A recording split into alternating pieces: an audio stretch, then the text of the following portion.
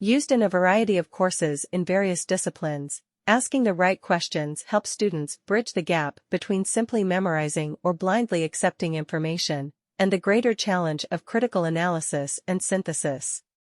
Specifically, this concise text teaches students to think critically by exploring the components of arguments, issues, conclusions, reasons, evidence, assumptions, language, and on how to spot fallacies and manipulations and obstacles to critical thinking in both written and visual communication. It teaches them to respond to alternative points of view and develop a solid foundation for making personal choices about what to accept and what to reject.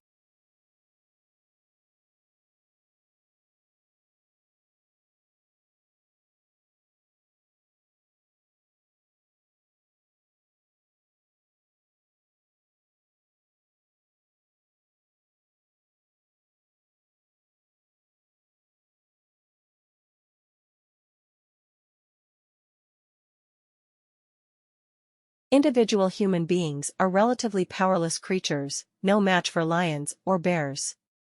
It's what they can do as groups that has enabled them to take over the planet. These groupings, corporations, religions, states, are now part of a vast network of interconnected information flows.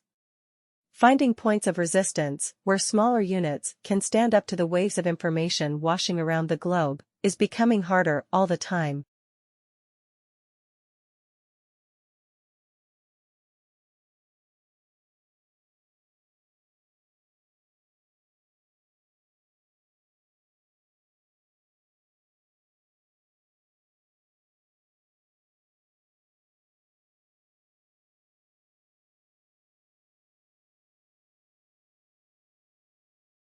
First, the scientific community that studies climate change is quietly panic-stricken, because things are moving much faster than they expected. Greenhouse gas emissions are going up faster than predicted, both from industrializing countries in Asia and from melting permafrost in Siberia and Canada. The Arctic sea ice is melting so fast that the whole ocean may be ice-free in late summer in 5 years' time. Most climate scientists now see last year's report of the Intergovernmental Panel on Climate Change, whose forecasts are used by most governments for planning purposes, as a purely historical document.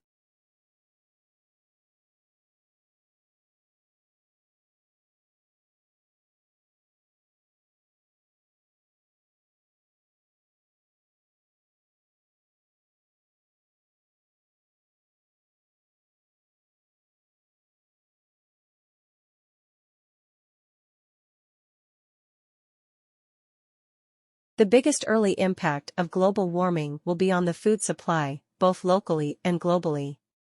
When the global average temperature hits 1.5 degrees hotter, and it will, the carbon dioxide already in the atmosphere commits us to that much warming. Some countries will no longer be able to feed their people. Others, further from the equator, will still have enough food for themselves, but none to spare.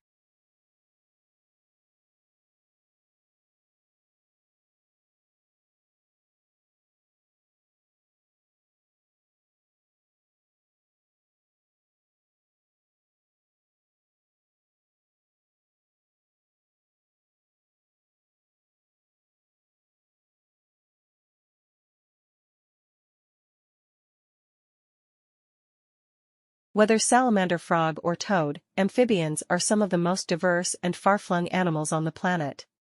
However, they're disappearing, and experts are worried since frogs are considered bellwethers for the environment. Their double life makes them unique. It's through their skin that they breathe and drink water because their skin is so permeable.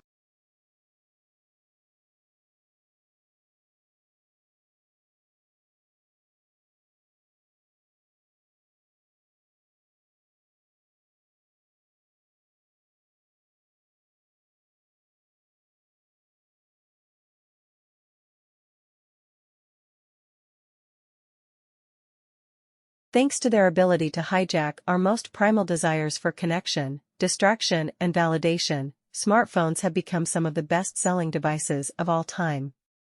Apple have sold more than 1 billion iPhones since its launch in 2007. By one estimate, we spend an average of almost 5 hours a day staring at their little screens. The real figure is probably higher. A team of British psychologists found that people tend to underestimate the time spent on their phones by about half, whole hours just evaporating in the fog.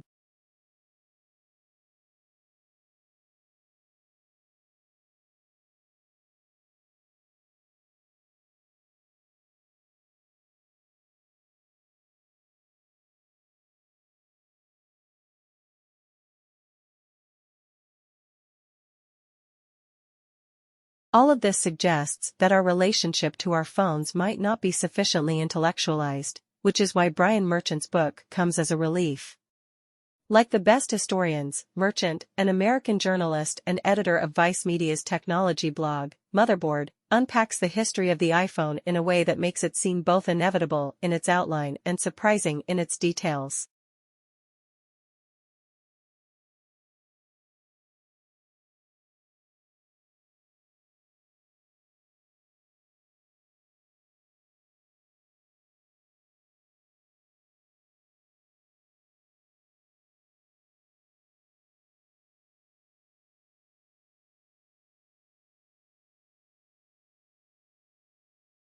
As digitalization and smart automation progress, many will see their jobs altered. Advances in automation technologies will mean that people will increasingly work side by side with robots, smart automation, and artificial intelligence. Businesses will look for employees who are good at the tasks that smart automation struggles to do and that add value to the use of smart automation. In the past, technological progress has had a positive impact on our society, increasing labor productivity, wages, and prosperity.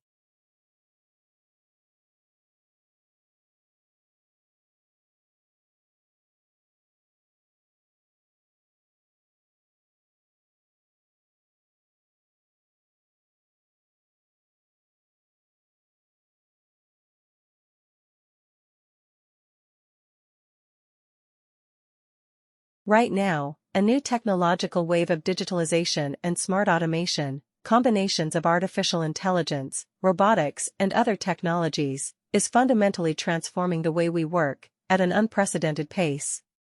For example, data analytics, the Internet of Things, and drones are already used in many industries to make production processes better, faster, and cheaper.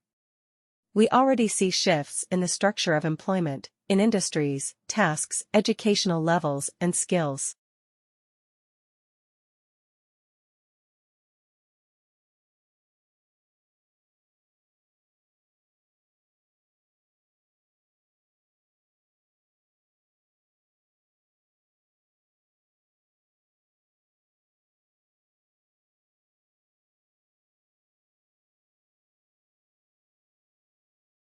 Disadvantage in early childhood poses multiple risks to children's development.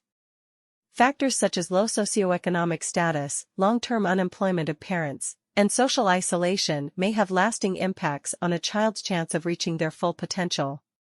Whilst not eliminating disadvantage, preschool education can help to lessen the effects of these risk factors and can provide children with a better start to school. However, some of these factors may also be barriers to preschool attendance for groups that would benefit most from preschool education. In Australia, the early years of children's education is the responsibility of many government and non-government agencies, and it occurs in a range of settings.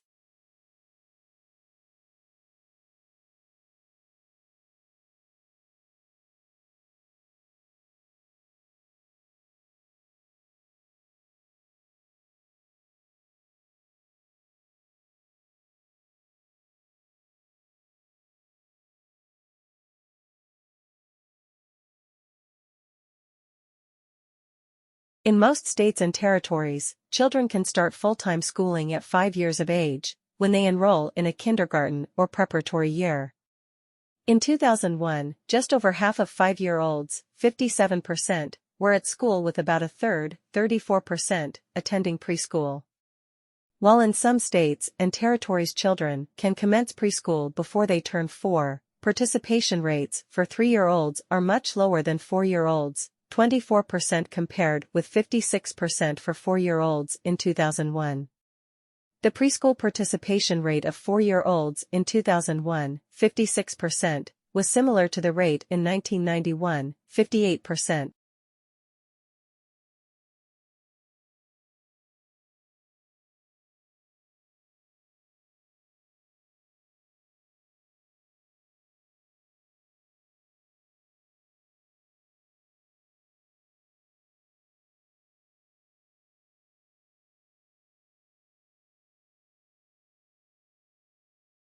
Organized by the International Shakespeare Association, the World Congress is held every 5 years, and 2016 is the first time it will be co-hosted in 2 locations that were integral to both the personal and working life of William Shakespeare. Delegates will arrive in London on Thursday, following the start of the Congress on Sunday, in Stratford-upon-Avon. With a main theme of creating and recreating Shakespeare, the Congress will look at the continuing global relevance of Shakespeare's work through a varied program of plenaries, panels, seminars, and workshops.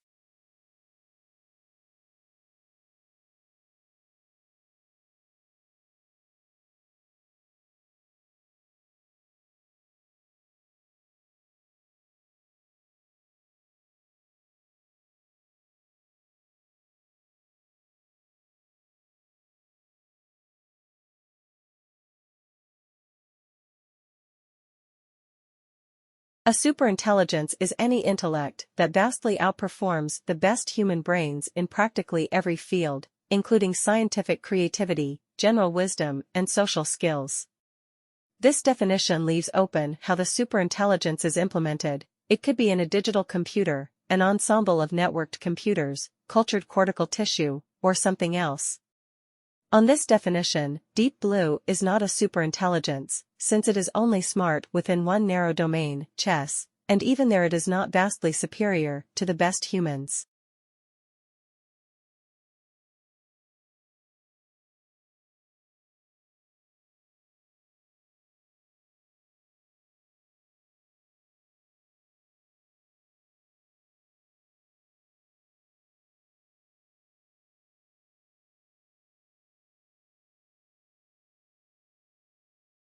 Entities such as corporations or the scientific community are not superintelligences either. Although they can perform a number of intellectual feats of which no individual human is capable, they are not sufficiently integrated to count as intellects, and there are many fields in which they perform much worse than single humans. For example, you cannot have a real-time conversation with the scientific community.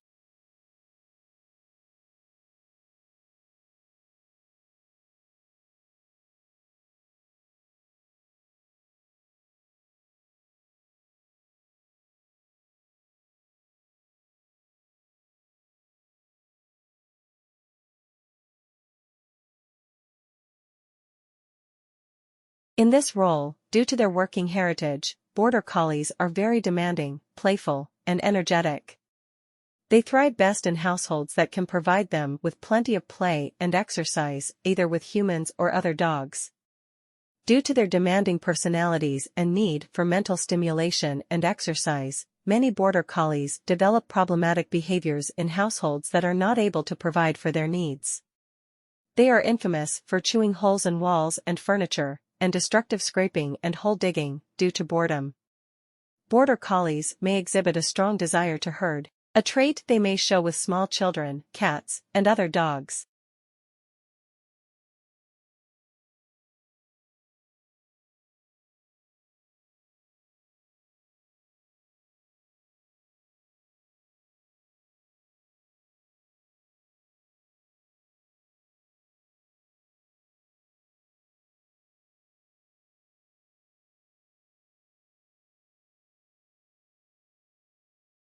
The breeds herding trait has been deliberately encouraged, as it was in the dogs from which the border collie was developed, by selective breeding for many generations. However, being eminently trainable, they can live amicably with other pets if given proper socialization training. The American Border Collie Association recommends that potential owners, before taking on the breed as a household pet, should be sure they can provide regular exercise commensurate with the collie's high energy and prodigious stamina.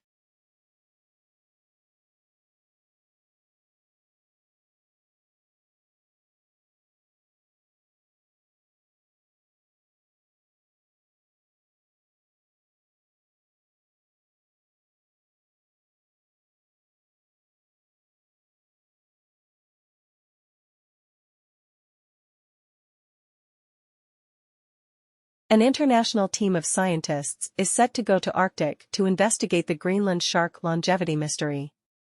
The shark is known to be the longest living vertebrate animal on the planet Earth.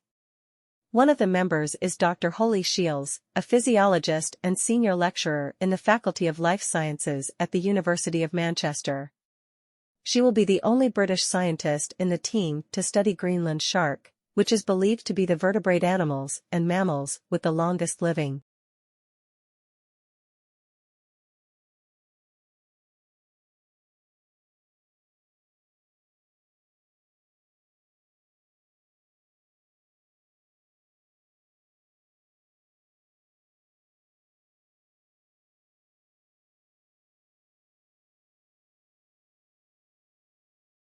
A working collie may run many miles a day, using its experience, personality, and intelligence to control challenging livestock. These dogs will become distressed and frustrated if left in isolation, ignored or inactive.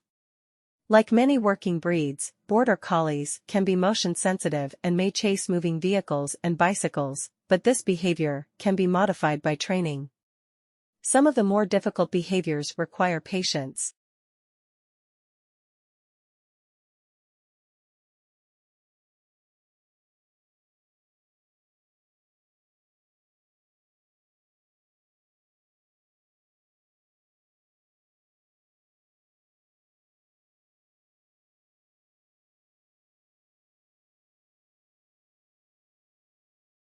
The primary goal for this year-long campaign, founded by the English lawyer Peter Benenson and a small group of writers, academics, and lawyers, including Quaker peace activist Eric Baker, was to identify individual prisoners of conscience around the world and then campaign for their release. In early 1962, the campaign had received enough public support to become a permanent organization and was renamed Amnesty International.